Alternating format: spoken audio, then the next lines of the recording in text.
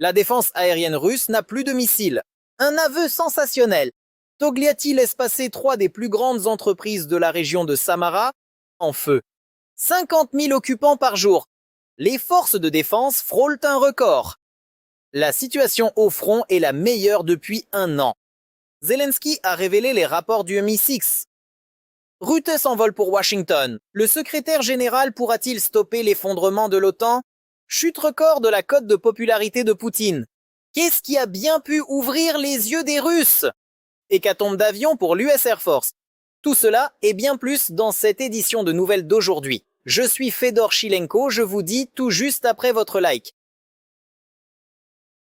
Le renseignement britannique estime que la situation actuelle au front pour l'Ukraine est la meilleure de l'année écoulée. C'est ce qu'a déclaré le président Zelensky. Selon le garant, il a récemment entendu le rapport des services de renseignement ukrainiens ainsi que de leurs collègues du MI6. Et le bureau du président a conclu que les forces de défense ont réussi à améliorer leur position sur le front. En tenant compte de l'occupation de certains territoires ainsi que de la déoccupation partielle, les unités ukrainiennes ont libéré environ 20 km² de territoire. Le verdict des Anglais, le front tient bon. C'est difficile pour la partie ukrainienne, mais c'est la meilleure position depuis 10 mois. Par exemple, l'offensive russe prévue pour mars a pu être déjouée. Zelensky a toutefois précisé que les états-majors observent avec une inquiétude particulière le rassemblement d'occupants dans les directions de Pokrovsk et de Oulaïpol. Le Kremlin n'arrive pas à compenser les pertes des occupants. Les forces armées ukrainiennes éliminent déjà plus d'envahisseurs que la Russie n'arrive à en envoyer au front. Le plan visant à liquider 50 000 ennemis chaque mois est sur le point d'être accompli. D'où l'augmentation des primes à la signature de contrats dans toute la Russie. Mais est-ce que cela aide Poutine? Le remue-ménage de Poutine dévore chaque jour de plus en plus de Russes. Malgré des pertes catastrophiques au front, les généraux du Kremlin continuent d'envoyer les gens à l'abattoir par paquets et d'exiger des régions toujours plus de chair à canon toute fraîche. L'élite authentique, la vraie, ce sont tous ceux qui servent la Russie. Seulement, le flux de volontaires prêts à devenir la prochaine cible des drones FPV ukrainiens de l'autre côté de la frontière diminue inexorablement. L'armée russe a depuis longtemps broyé tous les patriotes Z convaincus. Le Kremlin n'attire donc plus au front qu'à coups de rouble. Le principal pilier de notre pays, ce ne sont pas les valeurs traditionnelles, mais bien la misère. Eh bien, parfois cette misère étouffe à la fois la raison et la conscience. Pour gagner les millions promis par la publicité, beaucoup doivent travailler des années, voire toute une vie. L'envie d'argent facile, ou du moins d'un peu d'argent, plus la glorification régulière à la télé des participants à la guerre en Ukraine, et voilà qu'on obtient des foules de mercenaires volontaires. Enfin, quelle foule? Des foules, selon les mots de Poutine. Si le recrutement de volontaires lui était si facile, il n'aurait pas besoin d'inventer pour eux des bonus toujours plus nombreux. Ainsi, dans au moins 12 régions russes, les primes à la signature de contrats ont encore été augmentées. La hausse des primes atteint 50 à 80%. À Saint-Pétersbourg, par exemple, on promet des 4 500 000 roubles pour un contrat. Dans le district autonome des Khantys-Mansis, les recruteurs proposent 4 100 000 roubles pour une signature. La prime est passée à 3 600 000 roubles dans la région de Magadan. Et ainsi de suite, et ainsi de suite. Ces primes sont avant tout distribuées, non pas à tout le monde sans distinction, mais à ceux qui perdent leur emploi. Et ces versements sont, d'une certaine manière, le miroir du chômage. Pour motiver encore plus les recrues potentielles, certaines régions russes particulièrement astucieuses ont augmenté les primes de recrutement en 2024, déjà 2 fois. Ces dernières années, les avantages pour les militaires se sont tellement accumulés qu'un contrat semble résoudre tous les problèmes. Pas de logement? Voici un appartement ou un terrain. Marre des crédits? On efface tout. Vos enfants ne peuvent pas entrer à la fac? On les inscrit dans la meilleure, gratuitement. Et si vous avez tué quelqu'un et ne voulez pas faire de prison, le contrat règle aussi ça. En parallèle, le Kremlin s'attaque de front à la jeune génération. On prend les étudiants des universités russes par l'usure. Des cours ouverts avec des recruteurs de la défense ont lieu presque chaque semaine de l'autre côté de la frontière. Vous avez la possibilité de faire directement partie de l'équipe des troupes de système de drones. Pour ceux qui serviront dans cette branche, des primes allant jusqu'à 5 500 000 roubles par an sont proposées. Des bonus supplémentaires pour le matériel détruit, jusqu'à 500 000 roubles. Seulement, il faut encore survivre pour toucher tout cet argent. Et grâce au travail précis et coordonné des forces ukrainiennes, tout le monde n'y parvient pas. Ainsi, même parmi les étudiants russes naïfs, on ne parvient pas à trouver des réserves compensant les pertes actuelles. Ils ont fait de la soi-disant opération spéciale une sorte de pyramide financière ou de marketing de réseau. Parrainez un ami et recevez de l'argent pour sa vie. Certains en ont même fait un véritable commerce. La semaine dernière, les autorités régionales russes ont pour la première fois obligé les entreprises, sous peine d'amende, à trouver des volontaires pour les envoyer à la guerre. Le Kremlin a également intensifié la pression sur les appelés du contingent. On incite aussi les étrangers à s'engager sous contrat en Russie. Qu'est-ce que cela nous dit sur la valeur que Poutine accorde à la vie humaine? Il entraîne les gens dans sa guerre, de partout où il peut, de la Corée du Nord et de Cuba jusqu'aux pays d'Afrique. Souvent par la tromperie et l'exploitation, ces mercenaires abusés ne sont pas traités comme des soldats, mais comme de simples outils de guerre jetables. Ce n'est pas seulement une agression contre l'Ukraine, c'est l'industrialisation de l'exploitation humaine. Les mercenaires étrangers sont précieux pour le Kremlin car, contrairement aux Russes, il n'y a pas de compensation à payer. C'est avantageux, bien sûr. C'est de la chair à canon, et en plus, vous ne payez rien, vous n'avez aucune responsabilité. De plus, une fois en Russie, les futurs mercenaires des pays africains les plus pauvres risquent de ne jamais voir le moindre paiement. Sans même leur demander, on leur donne un fusil et on les envoie prendre d'assaut les positions ukrainiennes. Une affaire pénale est ouverte, la personne se retrouve dans un centre de détention provisoire russe, en prison. Ensuite, c'est la répression totale contre lui, on force la personne à signer un contrat.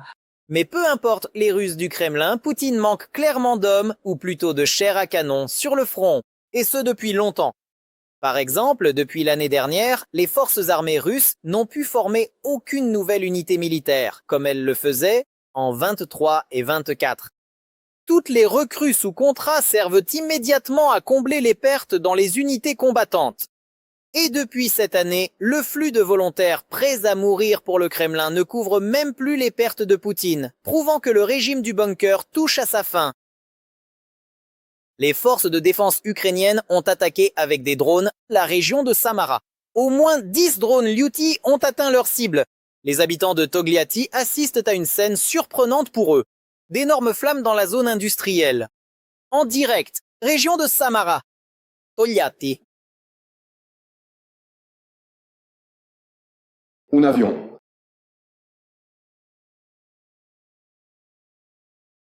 Ça a déjà commencé, on entend la sirène là-bas. Ouais, maintenant sur... Ça brûle là-bas. Oui, voilà. Quel boom! Ça a bien pété. Regarde ce qui brûle là-bas. Eh bien, en résumé, c'est Togliatti. Togliatti Caoutchouc a été touché. Cette usine produit du caoutchouc synthétique et des matières premières pétrochimiques essentielles à la fabrication de composants pour les blindés et l'aviation. Les analystes OSINT ont étudié les images et conclu que les Ukrainiens ont frappé 2 ateliers et des installations de production d'un composant clé, le butylcaoutchouc.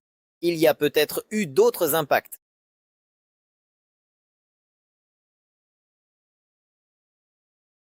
Bonjour, juste un instant.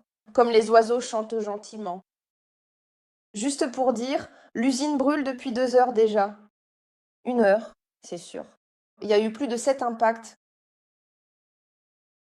Et voilà, ils viennent seulement de déclencher les sirènes. En plus de Togliatti Caoutchouc, les drones ont atteint une autre entreprise.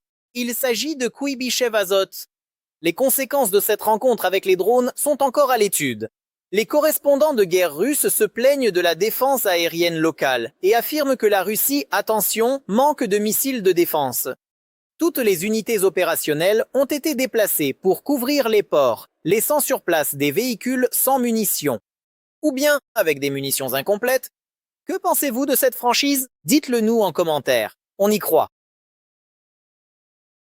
Pendant ce temps, nous n'avons pas eu le temps de discuter de cet incident avec l'aviation russe que l'US Air Force a été frappée par une pluie de crash. En un jour, tout a été détruit. Si l'on en croit Trump, la défense iranienne a abattu plusieurs appareils. L'un d'eux est un chasseur d'attaque F-15. Les Iraniens ont vite publié des débris de l'avion. Et le second, touché près du détroit d'Ormuz, est un avion d'attaque ADIX Thunderbolt. Les incidents se sont produits à peu près au même moment. Le pilote de l'avion d'attaque est vivant selon les médias. Les États-Unis ont lancé une vaste opération de sauvetage, alors que l'Iran a mis à prix la tête des officiers. On sait qu'un hélicoptère a pu récupérer le pilote, mais l'appareil a essuyé des tirs d'armes légères. L'équipage de l'hélicoptère a été blessé, mais ils ont réussi à poser l'appareil. Le sort de l'officier du F-15 reste inconnu. Le secrétaire général de l'OTAN, Mark Rutte, s'envole pour Washington. Aux États-Unis, il rencontrera Donald Trump. Les détails de la visite ne sont pas connus, mais ce voyage a lieu alors que Donald menace de quitter l'Alliance. Les membres de l'administration actuelle en parlent d'une seule voix. Quel beau cadeau pour Poutine! Ou peut-être pas, les États-Unis retirent leurs troupes. Cette fois pour de bon. Donald Trump a déclaré que les États-Unis s'apprêtent à quitter l'OTAN et ne garantissent plus à l'Europe sa sécurité. Ces propos font suite au refus de plusieurs pays de l'Union européenne, notamment l'Espagne, la France ainsi que l'Italie, d'ouvrir leurs bases militaires et leur ciel aux opérations contre Téhéran. L'Autriche a rejoint cette coalition hier. Pourtant, selon les experts, peu importe quels Européens s'opposent à la guerre en Iran, cela ne peut pas affecter l'OTAN.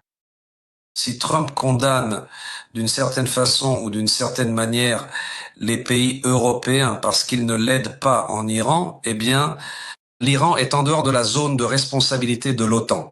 La zone de responsabilité de l'OTAN, c'est l'article 6 du traité de Washington. Il y est clairement écrit qu'il s'agit des pays du continent européen membres de l'OTAN. Mais de simples articles de l'Alliance ne suffisent pas à freiner l'impulsif garant américain. C'est pourquoi le monde entier ne cherche plus la loyauté de Trump, mais tente d'approcher son entourage. La question est de savoir à quel point son entourage peut le freiner. Et tout le monde essaie justement d'influencer son entourage, l'administration et les deux chambres du Congrès. Les analystes rappellent que les États-Unis ont fondé l'Alliance et qu'elle a été créée avant tout pour leurs propres intérêts. Le problème stratégique pour Donald Trump et les États-Unis, après cette déclaration, c'est qu'un retrait de l'OTAN nuirait d'abord aux États-Unis eux-mêmes. Parce que l'OTAN, c'est un réseau de bases militaires en Europe, l'influence politique américaine sur la sécurité européenne, le contrôle d'une région clé du monde, le contrôle des forces de sécurité européennes également. Si les États-Unis partent, quelle influence va automatiquement s'accroître en Europe? Militairement? C'est une question rhétorique. Il est évident que c'est l'influence de la Russie et de la Chine. Or, ces deux pays sont considérés par les États-Unis comme des adversaires stratégiques. Ainsi, les menaces de Trump aujourd'hui ressemblent à une vieille blague où un homme dit « Aujourd'hui, j'ai trompé le contrôleur. J'ai payé, mais je n'y suis pas allé. » Que quelqu'un rappelle à Donald Trump que les États-Unis ont fondé l'OTAN et en sont l'initiateur et l'architecte. Le commandant suprême des forces de l'OTAN en Europe est toujours un général américain. Au fond, l'OTAN est un système de sécurité collective américain auquel les alliés se sont joints. Pourtant, la plupart des analystes pensent que Trump veut simplement impliquer les alliés de l'OTAN dans une guerre au Moyen-Orient. Et si cela réussit, l'un des principaux bénéficiaires pourrait être l'Ukraine, car l'Union européenne aurait alors un argument de poids contre Poutine. Si les Américains veulent que les Européens les aident dans le détroit d'Ormuz, pourquoi, à votre avis, les Américains n'aideraient-ils pas l'Europe face à la Russie? Eh bien, c'est parce qu'ils considèrent que ce sont des maillons. En fait, la Russie et l'Iran sont véritablement les maillons d'une même chaîne.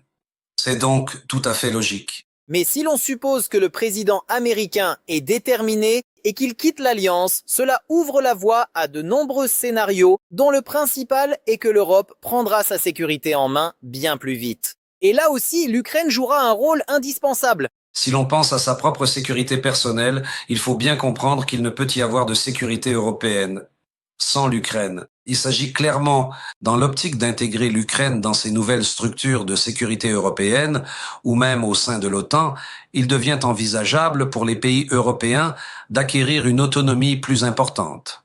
Cela pourrait renforcer leur capacité à agir de manière indépendante. Cependant, pour en revenir à la réalité, un retrait américain de l'OTAN est très peu probable selon les analystes. Le Congrès des États-Unis et le Pentagone ont déclaré qu'il n'y avait aucune discussion sur un retrait américain de l'OTAN.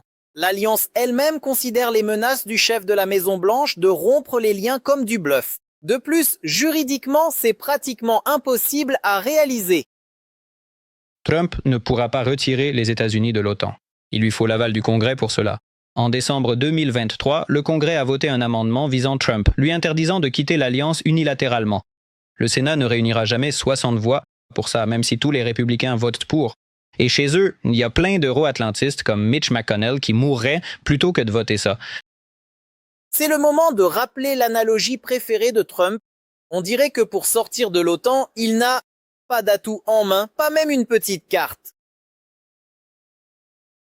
Pendant ce temps, les Russes retournent à l'ère pré-Internet et se rappellent ce que c'est que d'être démunis sans argent liquide. Hier, le système bancaire a planté dans tout le pays. Les clients des grandes banques ne pouvaient plus retirer d'argent. Les paiements par carte ne passaient plus non plus.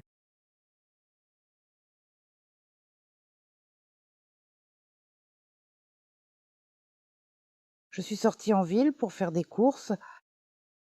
Et c'est l'effervescence aujourd'hui en ville. Il s'avère que depuis hier soir, ici ou là, et depuis ce matin, toute la ville est bloquée car les terminaux sont en panne, impossible de retirer ou de payer. Les terminaux en magasin sont HS, on ne peut rien acheter. Bref, seuls ceux qui ont du liquide s'en sortent. L'argent numérique? Ma question est, comment allez-vous imposer l'argent numérique? Si quand je veux payer mes courses, son terminal ne marche pas faute d'internet? Et on fait comment, mince, avec l'argent numérique? Comment? C'est juste du grand n'importe quoi. L'explication est d'une simplicité banale. Pas besoin d'attaque de hackers. La panne vient du blocage d'adresses IP utilisées par le système bancaire. Crise, guerre, enrichissement des proches et traque de l'opposition.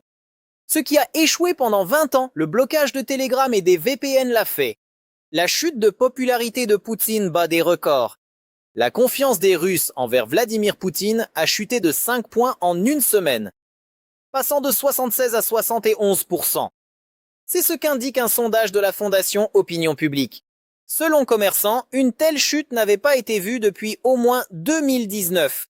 En parallèle, la méfiance a grimpé, passant de 13 à 17%. On dirait que le dictateur russe scie la branche sur laquelle il est assis. Sans Internet, les Russes commencent à réfléchir.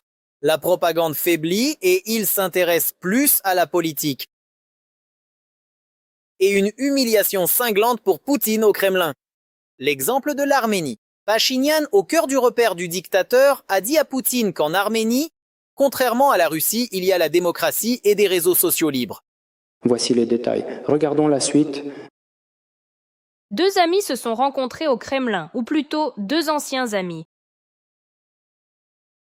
Pachinian est venu à Moscou régler des questions clés et a même réussi à troller un peu Poutine.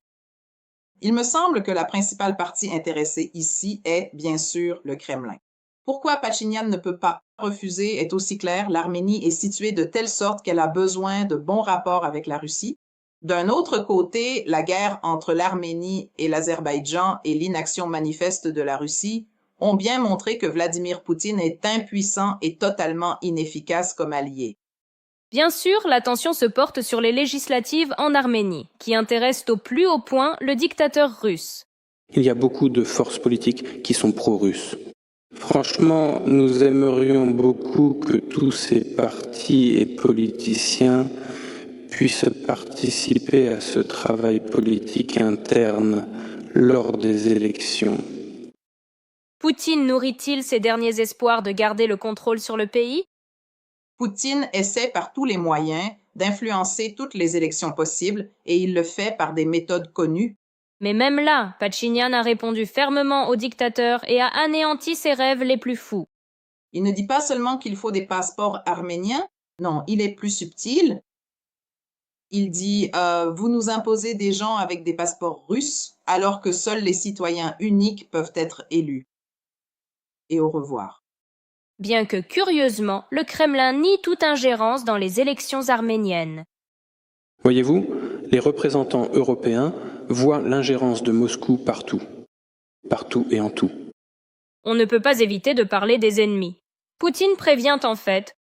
Se tourner vers l'Union européenne pourrait coûter cher à Erevan, du gaz bon marché à la pression politique. Nous comprenons que chaque pays cherche enfin le maximum d'avantages en coopérant avec des pays tiers. Mais cela doit être clair, honnête et dit à l'avance, comme on dit, avant de lever l'ancre. Être dans une union douanière avec l'Union européenne et l'Union économique eurasiatique est impossible. C'est tout simplement impossible. Mais il semble que le Premier ministre ait alors tenu tête à Poutine et l'ait envoyé balader au Kremlin même.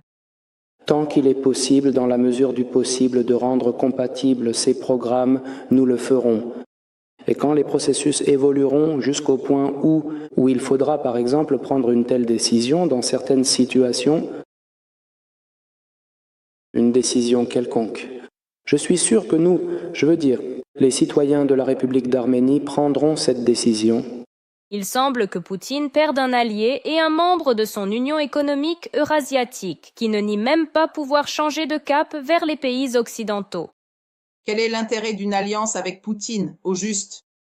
La seule chose dont Poutine parle ouvertement, c'est que nous avons des prix du gaz plus bas. Mais Pachinian se dit, demain, ils vont tout vous bombarder et vous n'aurez plus de gaz non plus. Et puis voilà. Il est évident que, du point de vue des perspectives stratégiques, un rapprochement avec l'Union européenne est bien plus intéressant.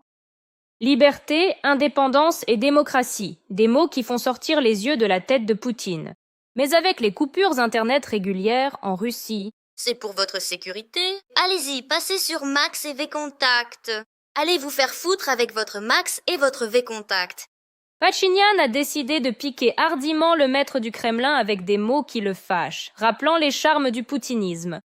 Certains citoyens pensent qu'il y a trop de démocratie en Arménie, mais c'est pour nous une question de principe. Chez nous, les réseaux sociaux, par exemple, sont libres à 100%. Il n'y a absolument aucune restriction. La rupture définitive entre les pays a eu lieu en 2022, quand des combats ont éclaté à la frontière entre l'Arménie et l'Azerbaïdjan, alors que les affrontements se déroulaient déjà sur le territoire arménien. Pourtant, l'organisation du traité de sécurité collective, dont fait partie la Russie, n'est jamais intervenue. Nous ne participons plus aux travaux de l'OTSC parce que, pour une raison simple, nous ne sommes toujours pas en mesure, à l'heure actuelle, d'expliquer de façon claire à notre peuple, à nos citoyens, pourquoi l'OTSC n'a pas réagi et n'a pas réagi. Pendant ce temps, des manifestations contre le Premier ministre ont eu lieu au centre de Moscou. Serait-ce une mise en scène? Il avait promis la paix au peuple. Ces réponses audacieuses du Premier ministre arménien suggèrent que le pays n'a plus besoin de l'aide de la Russie, ni du prétendu soutien de Poutine. Poutine consacre tellement d'énergie à la guerre contre l'Ukraine qu'il ne lui en reste plus pour le reste. C'est pourquoi, quand ceux qui étaient autrefois les alliés ou partenaires de Poutine, peu importe le nom, ont des problèmes, Poutine ne peut aider personne. Et donc, les alliés se détachent progressivement, parfois avec plus ou moins d'ardeur. Et le plus surprenant, c'est que nous assistons à ce dialogue. Le Kremlin a lui-même rendu publique une conversation qui ne risque pas de faire gagner des points à Poutine.